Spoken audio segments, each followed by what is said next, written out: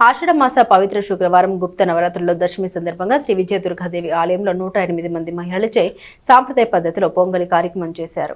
అనంతరం కనక తప్పెట్లతో 108 పొంగలను అమ్మవారి వేషధారణతో నాగరోత్సవంగా ఊరేగింపుగా తీసుకెళ్లారు. అమ్మవారికి మహానివేదన సమర్పించి భక్తులకు ప్రసాదంగా అందించారు. ఈ కార్యక్రమంలో ఆలయ వ్యవస్థాపకులు దుర్గాదాస పరమణువు జలజంగం రాజగురువు శిష్య బృందం పారాయణ సంఘం వారు పాల్గొన్నారు.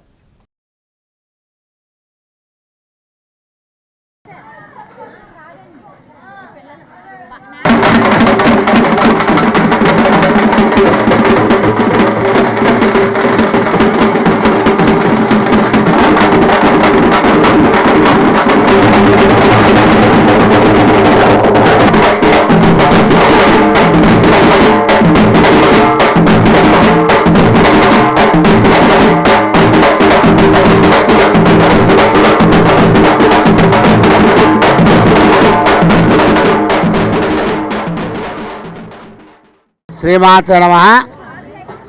ఆషాఢమాసం శ్రీ వారాహి గుప్త నవరాత్రుల సందర్భంగా శ్రీ విజయేశ్వర సహిత విజయదుర్గాదేవి ఆలయం చంద్రబాబు నాయుడు కాలనీ మారిస్పేటలో వేయించేసి ఉన్న శ్రీ విజయదుర్గ అమ్మవారి ఆలయం దగ్గర